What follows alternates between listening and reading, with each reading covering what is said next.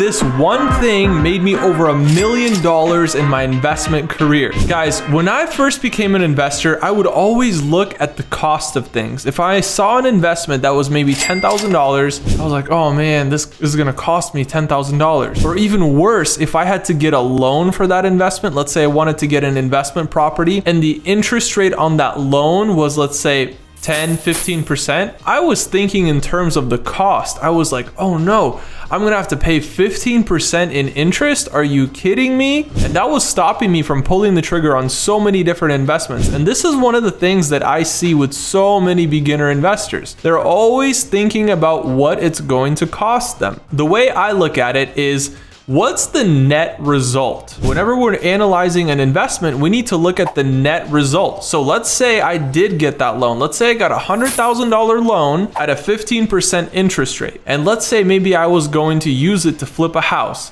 And I stood to make, let's say, 40% on the house, right? So 40% return on my investment. So if I invested $100,000, I expected to profit a total of $40,000 on top of that. So in the end, I'm left with $140,000. Now remember, the bank is charging me 15%. And while that may seem expensive, I'm not gonna let that stop me from making the investment because I know the end result. I know what I'm shooting for. And I might not be 100% right. Even if I don't make quite as much as I thought I would make, I'm still gonna make sure that I'm at least breaking even, if not making a slight profit. Back to the example, if I'm paying 15% to the bank, that means that I have to return $115,000 to the bank, which is fine because the end result is that I'm supposed to make $140,000, $40,000 of which is profit. So in that scenario, my net profit is 25%. So even though I paid 15% to the bank, I'm using money that isn't even mine to make this whole thing happen in the first place. And so of course the bank is gonna take a little cut of that. I'm using their money, but they're funding this deal for me. And I'm making an additional $25,000 that I would not have made unless I took this loan. So if I'm looking at the cost of it, I'm not gonna see the opportunity here. I have to look at the net result, whatever that is, positive or negative. Now let's look at a negative example. So let's say the bank is charging me 15% and I'm expecting to make 10% on the house. I invest $100,000 and I'm expecting to return a $10,000 profit, right? So in return, I receive back $110,000. Now, if the bank is charging me 15%, I have to pay $15,000 to the bank. And if I'm only expecting to make $110,000, that's not really a good deal, right? So in that scenario, our net result is negative. If it's a negative net result, we don't want to pull the trigger on that investment. So we always want to make sure that what we're looking for is a positive net result. And it's significantly positive. I wouldn't shoot for something that's very, very close. Like let's say I'm paying 15% and my profit is supposed to be 17 or like 20%, right? That's so close to the 15% where it might not even be a good deal. If it for some reason cost me a little bit more than I thought it was gonna cost me, I could end up losing money and I don't wanna lose money. The rule number one when you're investing is not to lose your money, right? So when I'm going into these investments, I need to understand what the net result is. So it might be real estate, but it might not even be anything related to real estate. So I know people who have used bank loans to buy more equipment for their business. So let's say they run a semi-truck business, right? So let's say they buy a $100,000 semi-truck, but they know that semi-truck is gonna produce $20,000 to $30,000 a month for them, right? So they know, okay, gross, maybe $20,000 to $30,000. Let's say 30% of that is profit, 30% of the 30,000, about $9,000 profit, right? So they know, they can calculate in their heads, okay, so in about 10 months, I'm gonna make all my money back, but I'm using a credit card for this.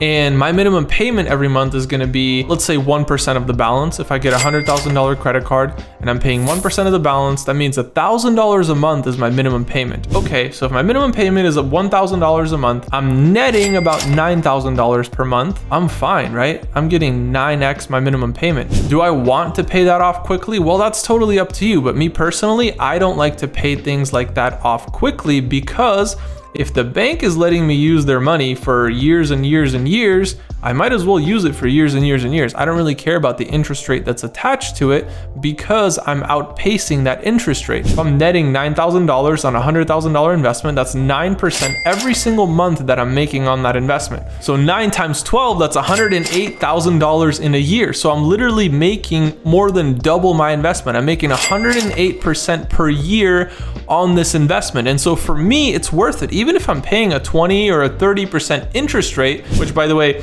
you're probably not gonna see a 30% interest rate on your credit card, but that's just as an example. Even if I'm paying a 30% interest rate, isn't it worth it? I might think that's a ridiculous cost, but if I'm confident in my model, in the business model that I'm using to generate these profits, and I know it's gonna continue to perform, well, in that case, I'm okay using this money at a 30% interest rate because I know I'm gonna make 108%. So net, what am I making? 78% per year on money that's not even mine. So that's one of the coolest models that I've seen people in my community, my students use. I teach exactly how to do stuff like this in my program. And so we're literally taking business loans, putting them into brick and mortar businesses that are proven. This is not something that we're speculating on. This is a business model that works, and we know that if we just had some more capital, we could plug it in right here, we could plug it in right there, and we can keep running what's already working and make a profit on top of that, even if it means that we have to pay some sort of interest rate. Because like I've said, guys, there are so many investments that are producing significantly above the interest rate that we pay on business loans, on cards, on different funding programs. Because the truth is, guys, there are cards out there that will literally give you a 0% interest rate for sometimes up to 20 months, 24 months, so almost 2 years that you're using this card and not even paying any interest on it. But even when the interest starts kicking in, you might make a little bit less profit, but you're still able to use these credit cards to grow your business, to grow your investment portfolio, whatever it is, right? Usually the best type of investment is into a brick and mortar business. It's usually just a well-oiled machine or a system that continues to work over and over and over again. And we're just plugging in some of our capital to make sure that we can have a piece of that pie. So guys, remember to always look at the net result. So whatever the net result is, we need to analyze that. So we analyze our costs. If we get $100,000, what is that gonna cost us in the end?